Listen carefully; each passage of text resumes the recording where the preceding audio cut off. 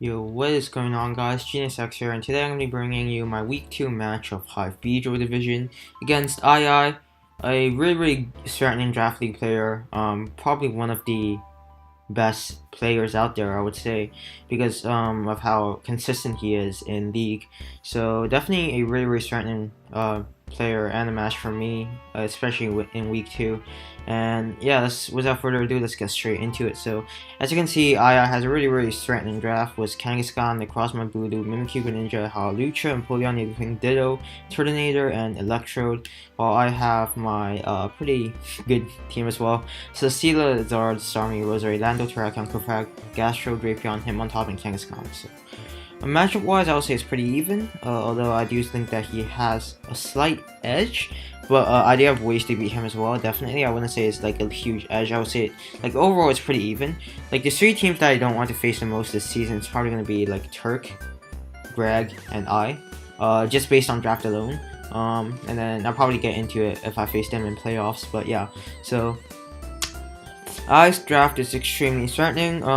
From team preview, the 3 mons that just like completely beat me are like Mimikyu, Greninja, and Necrozma. Like everything else on this team, I can check extremely well with my defensive core. Like Kangaskhan, Voodoo, Hawlucha aren't not a problem for me to deal with at all. The main problems are Mimikyu, Greninja, and Necrozma, and potentially even Nidoking as well. So, upon like first looking at the matchup, what I expect either bring is going to be a Z, Shadow Claw, Mimikyu, with SD, Sneak, and Play Rough. Pretty standard set, hits everything on my team extremely hard. Z, Shadow Claw for the Celesteela, of course. And because I'm almost forced to run a lot of Split F just to check the Greninja, this Mimikyu can potentially just win after he weakens some of my mons. So next up, I do expect a Stealth Rock, Heat Wave, Photon Gazer, and Moonlight Necrozma. He might bring Calm Mind over Stealth Rocks because but I expect Rocks more because my remove options are limited, and I do have a Zard, which threatens him a lot. And third mon, like I said, I expect the Greninja to come, potentially a Life Orb set, because Hydro does a lot to Celesteela, Dark Pulse hits Starmie, Ice Beam hits Roserade, and last moveset he can be adjustable with like Water Shuriken for a set of Terrakion or Spikes, or even Grass Knot for Gastrodon, but I doubt he's going to bring Grass Knot because like Gastrodon has a shit matchup against the rest of his team. So the next one I do expect is going to be Ditto. Zardex pretty much just sweeps through his team if he doesn't bring Ditto. So Ditto prevents my Zard from going ham via him.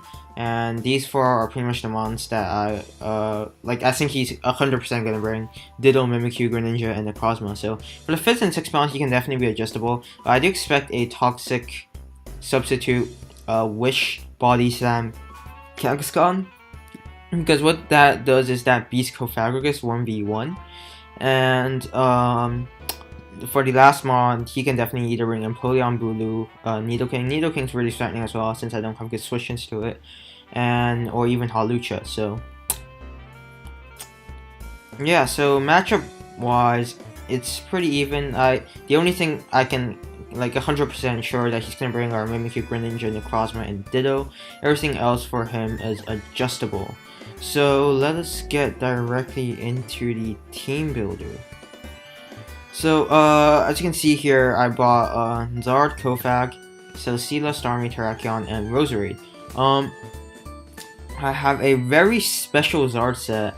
It's aimed to literally just set up on Ditto, basically. So, Dragon Dance, Sub, Roost, and Flurbiz.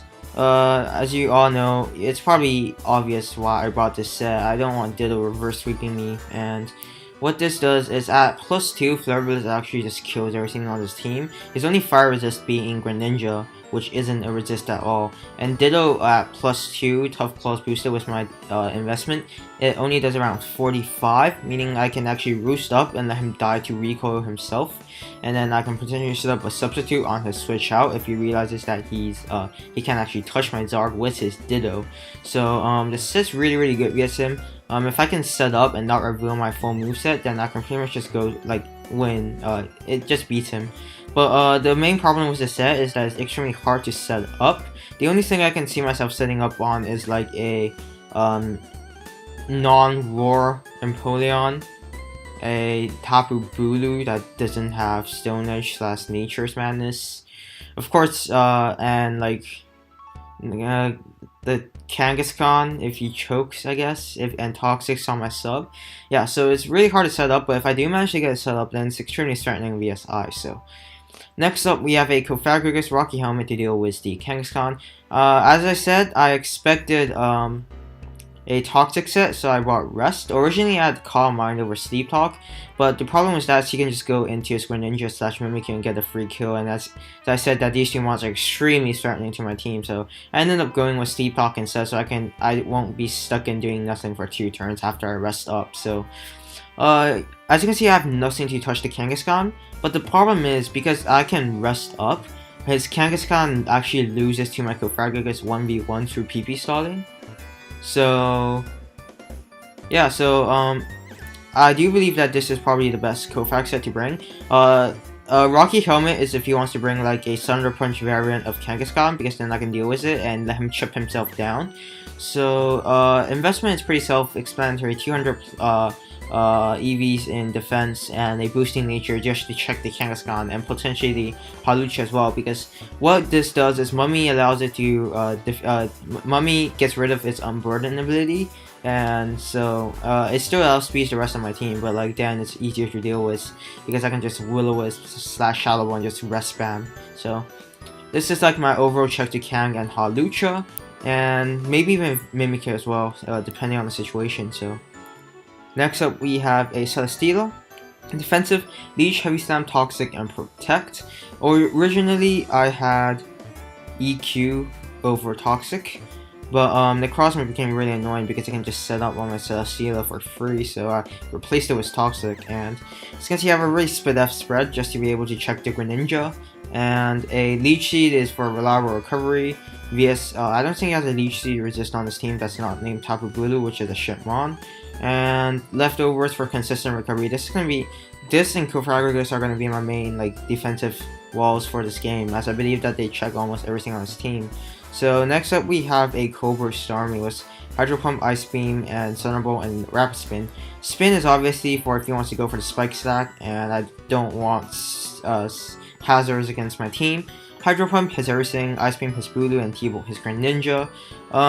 Cobra Berry Starmie takes about 69 from a Life Orb Greninja, I want to say. So, it can take a Ice Beam into a Dark Pulse, which is what I want to say. So yeah, spread is pretty self-explanatory. I forgot what this crept. I'm pretty sure it crept like, I want to say Mimikyu or Kangaskhan, probably Max Speed Kangaskhan. Yeah, I think it crept Max Speed yeah. So, next up we have a Z-Move Terrakion. Edge, CC, EQ, and SD. EQ hits the Nidoking. I was debating running Stomping Tantrum because he has grassy terrain, but I don't expect Bulu, so Rockium hits the Necrozma, and then CC it's really self-explanatory. You guys will probably know what's this for, so it's mainly to wall break. And if he wants to go out into his Ditto to revenge this, he has to either lock himself into EQ or Edge. EQ or CC, in which case I have either Celesteela or Cofagrigus for. So last but not least, we have our dedicated lead, which is going to be Roserade. So because of team matchup, I do expect him to lead with his Rocks Necrozma, because as you can see, the way I built my team, Necrozma actually just has a good lead matchup vs everything on my team. So what this does is, with the speed investment I have, I can go for the Sleep Powder on the Necrozma, and I can just go for the Spike Stack if he doesn't bring Empoleon, because that means he has no removal at all. And if he does bring Empoleon, then I can get a good damage on the Necrozma with Sludge Bomb / Giga Drain. And even if he wakes up and he reveals to be an offensive variant, I can still tank a hit with my Payapa Berry and just go for a second Sleep Powder. And I can even predict around if he wants to go to like Card Ditto to catch me on my Sleep Powder and whatnot. So yeah, overall I feel like it's a really, really good lead, and if I can get off a sleep on the Necrozma, that would be great. So yeah, without further ado, let's get straight into the match. So as you can see, he brings Ditto, Necrozma, Greninja, Kangaskhan, Mimikyu, and Empoleon. So, predicted the first 5. Empoleon was a surprising bring. That probably means that he's going to be Roar, Defog, Scald, and then some other coverage. Probably Knockoff, if I would have to guess. But, yeah, as I said in my team builder, my lead is going to be Roserade 100% of the time, because I can Sleep Powder the Necrozma, and it has a good lead matchup vs the Greninja. So expecting the Necrozma going to lead Roserade, but he's actually going to lead Ditto instead. So really, really interesting lead by him. But yeah, it makes sense scouting off my movesets to see what I'm going to lead with. So right here, my moveset is Sludge Bomb, Giga Drain, Spikes, and Sleep Powder. He has 3 options. You can either go for the Spikes, Sludge Bomb, or Sleep Powder. So he's obviously going to be Scarf Ditto. So what? If I was him, if I was I would go for the Sleep Powder right here to try and catch the Celesteela. But it's an extremely risky play, and he doesn't have to do it round 1. So what I'm going to do is I'm just going to go for the Sludge Bomb to scout what he wants to do. I attack everything, every hit, and if he wants to go into Hard Necrozma, I can just Sleep Powder that the next turn. So he's just going to go for the Sludge Bomb as well, do 32%, as I'm going to go for my Sludge Bomb and do around 35%. So right here, Celesteela is very, very obvious, and I thought he's going to try and capitalize on that by going Hard Necrozma / Empoleon. So what I decided to do here was actually going to go for the Sleep Powder, but he's actually just going to stay in and go for the Sludge Bomb again. So very surprising play. It makes sense because he doesn't need to risk anything at the start of the game. But what this means is that my Roserade is extremely weakened right now, and because I don't have Black Sludge, I actually can't regenerate health except for Giga Drain. So my Roserade is pretty useless at this point. So right here, I'm just going to pull a safe switch into my Celesteela, as he's just going to keep on clicking Sludge Bomb, so that works out for me. Right now, I know he's not going to stay in. Free Leech Seed, pretty obvious, but he goes into his Necrozma, so right here, he reveals his rocks as I go for my Toxic, and I unfortunately missed. Miss is pretty annoying because it would have helped my Terrakion and my Starmie and my Zard, but nothing I can really complain about. Yeah, so right here, I think I went for another Leech Seed because I don't expect him to want to get his Necrozma poisoned. So yeah, he reveals the leftovers right there, so he's probably going to be a defensive variant. I go for another Leech Seed. We catch the Empoleon, and right here, I'm just going to go for the Protect to scout for his play. If he's knockoff, I can just go back into a Roserade next turn. And yeah, so he goes into his Kangaskhan actually, and right here, Kofag is my universal switch-in for this thing. So I'm going to go hard into my Kofagragus as he's going to Mega Evolve and actually go for the Substitute. So really interesting play. Probably expected the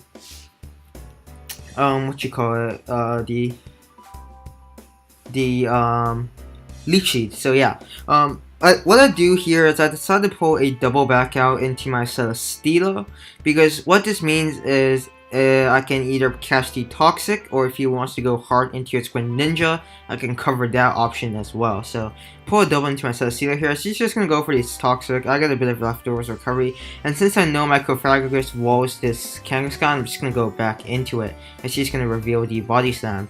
So his last move is probably going to be Wish, and right here I let myself be Toxic so I can reveal Rest. So in my mind right here, if I was I would go hard into the Greninja, because under normal circumstances, sleeping Kofagragus can't actually do anything, and it would just be PP stalling your Kangaskhan. And since Greninja, I don't have Dark Resist, so Greninja is really, really free right now, and Roserade is at 32%, 20 after rocks. So what I decided to do here is I decided to pull a double into my Starmie, expecting the Greninja, and what I was expecting was he would go into Greninja, I can bait the Dark Pulse with my Starmie, and I can kill the Greninja straight away and not worry about that threat. But instead, he actually is going to go for his Body Slam, and that catches me off guard, because I did not expect him to stay in on Kofagragus at all. And yeah, we just basically sack our Starmie for nothing. So right here, I can either break his sub or go for the Rapid Spin. I do want to go for the Rapid Spin to get rid of the rocks as soon as possible. And Kofagragus can PP stall this thing anyway, so I'm just going to go for the Rapid Spin and get rid of these rocks as he's just going to kill me. So we sack our Starmie. Extremely unfortunate, but yeah, I was really surprised that he actually went for the body slam because like he can't beat my Pythagoras 1v1 due to PP stalls. So yeah, so we do sack our Starmie, unfortunately, but the game's not over. We can just go back into our Pythagoras. He's just gonna go for the body slam. I don't know why. I revealed the sleepwalk as I get a rest. Right here, I don't want to waste my PP, so he's actually gonna go hard into Greninja this turn. And I didn't click sleep talk that turn, so that was unfortunate. But yeah. And because my Roserade is weakened, I'm forced to go into my Celesteela here as he goes for the Ice Beam and reveals to be Life Orb. I get off a free Leech Seed right here. Should be pretty obvious. He's going to go into his Ditto. Right here, I'm just going to go for the Protect if he wants to go for her Leech Seed of his own. As he's just going to go back into his Empoleon. So right here, I can just scout what he wants to do. And then go for another Leech Seed on the Empoleon. And he's just gonna go for the Ice Beam, probably expecting the Roserade. So right here, I expect him to go for the Scald or switch out into Necrozma. And Roserade covers that both because I can Sleep Powder the Necrozma. So what I'm gonna do is go into my Roserade as he's gonna go into his Necrozma. And what I want to do here is just Sleep Powder the Necrozma, go into my Zard and start setting up DDs. So I'm going to go for the Sleep Powder, but we unfortunately miss, and he's going to be able to get off a Photon Gazer, and we actually live on 2. So, unfortunate that we had to miss. Would have really appreciated landing that and sleeping the Necrozma, but this Necrozma has dodged like every status move so far vs him anyway, so right here I'm just going to go for the Sleep Powder because I don't want to go for the Sludge Bomb, predicting him to go into his Ditto as he's going to go for his Rocks. That would be in a terrible situation for me because my Zard would be at 50 upon entry and I don't have a hazard removal anymore. So yeah, he's going to go into his Ditto right here, predicting my Sleep Powder. And there's really nothing I can do here because like he's just gonna be able to get off his spikes. So I'm gonna go into my Celesteela here because it's like the universal switch in for this Roserade. He's gonna go for his spikes, and right here I'm gonna go into my Zard. And yeah, so I believe I go for the I sack my Roserade right here because because the reason I sack my Roserade is because I didn't want him to be a toxic Empoleon, and if he was toxic, I can scout the toxic, and I didn't know if he was roar, I can scout the roar as well. So it's basically to scout what he actually wanted to do this turn. It's gonna go for the double into his Kangaskhan. So I can go into my Terrakion here, right here. He didn't reveal his last move yet, and Necrozma is fairly obvious, so I saw SD was pretty obvious, so I actually decided to go for the hard CC instead. But he's gonna go into a safe play and go into his Necrozma, so nothing really special. Right here, I know he's gonna go for his Rocks. I'm just gonna pull a double into my Zard to prevent it from getting in on 50. And we're just gonna go for the DD right here because he already revealed that he is not especially offensive after that Photon Gazer damage on my Roserade. As you can see, that does very minimal damage, and we can just restall this thing out of his attacks. And yeah, so he's just gonna keep on clicking the Photon Gazer. I believe he's gonna switch out into his Kangaskhan, and right here is when I make the largest fucking misplay of this game. At this point of the game, I only revealed Roost and DD. So, like, I gotta have a fire coverage. And my last move is ambiguous, so if I Flare Blast here, it would have left my Zard at around 75%, and he would be more inclined to go Ditto. And if he went Ditto, then I literally just won right there. Or at least I could have killed like Streamons and broke the Mimikyu's disguise, because he actually can't touch my Zard.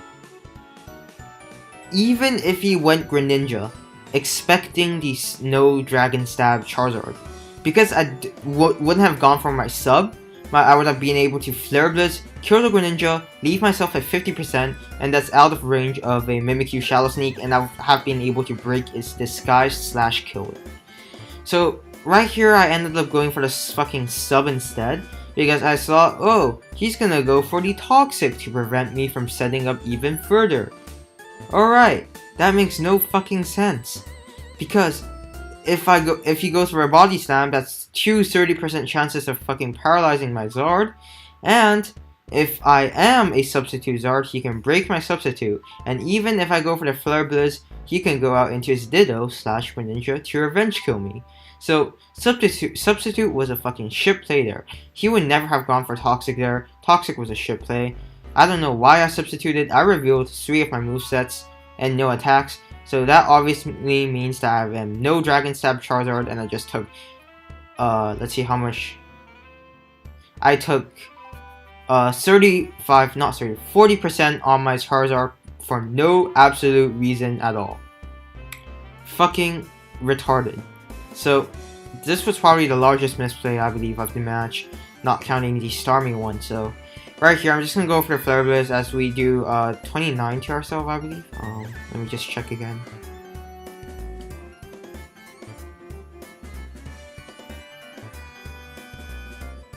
Yeah, we did 30% to ourselves. So if I Flare Blizz straight up without going for the substitute, I would have been at 70%, and I would have been able to kill the Greninja and being at 50%, and that would have been out of range of the Mimikyu. So right now, what's the case here? If I go for the Flare Blizz on the Greninja, I'm in range of a Shadow Sneak of the Mimikyu, and I can't break his disguise. So there's really nothing I can do. At this point, I was backing off a Hydro Mist with the Roosts, but as you can see, he's smart and he's just gonna go for the Dark Pulse. So there's really nothing I can do. I'm just gonna kill off this Greninja with a Flare Blizz. And at this point, it's looking really bleak for me because of that misplay I did on the Kangaskhan. He's able to keep his disguise intact, and that's gonna be the game changer. Because what that means is that I actually can't revenge him with Terrakion, and I have to go into my Celesteela. So right, I'm just gonna go for the Leech Seed as he. Oh, I go for the Heavy Slam actually, not wanting him to go for the SD.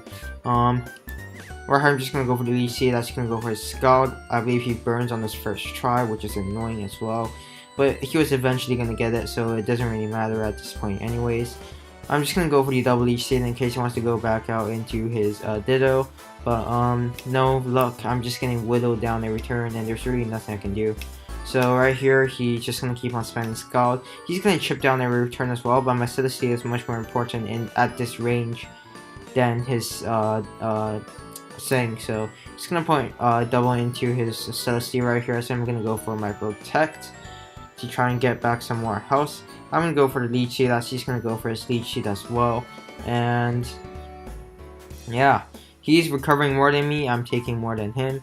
He's gonna go into his Empoleon. I went into my Terrakion here because he's locked into Leech Seed. I can potentially go for a Stone Edge or a EQ. So yeah, he's gonna go into his Empoleon. I know he's not gonna let this die. He's just gonna go back and just Necrozma. There's no way for him to. He's gonna risk it. I go for the SD, and I'm gonna take out this Necrozma with a Continental Crush. And right here, he can pretty much just go into his Mimikyu to revenge me, or the Ditto. I actually expect him to go into Mimikyu instead of the Ditto, because Ditto he has to lock himself into 2 move. Stone Edge does not kill me at this range, and if he does go for Stone Edge, my Celesteela still has potential to win. So right here, it's kind of like a 50-50-50 because he can either go for EQ or CC. If he goes for CC, I would have to go into my Fragrigus. If he goes for the EQ, he has have to go into my Celesteela. Right here, I'm actually going to predict him to go for the Stone Edge instead, because Stone Edge covers both my switch-ins, and it puts my Terrakion in range of a Shadow Sneak from the Mimikyu. So he ends up actually going to go for EQ instead, and that's pretty much going to be game, because my combination cannot actually break past the rest of his mons. Even if I got lucky, dodged a few Leech Seeds, and I double wisped on the Mimikyu, there was no way I was going to win because he can just spam SD and then go for the Shadow Claw into the Shadow Claw to take my remaining mons out. So unfortunate that we made a huge misplay. And the Sleep Powder Toxic Misses were annoying on the Necrozma as well, but nothing really major. And we are currently 1-1 in the Hive, so really unfortunate loss. Feel like I definitely could have done better, but it's Mons. I didn't think of the long term, and I got punished for it. So yeah, that's gonna be it for my commentary for my Hive Week 2 match. I'm gonna be uploading my LD Weeks 3 and Week 4 very soon, so definitely stay tuned for that. And with that, that's gonna be my video. So hope you enjoyed, and see you next time.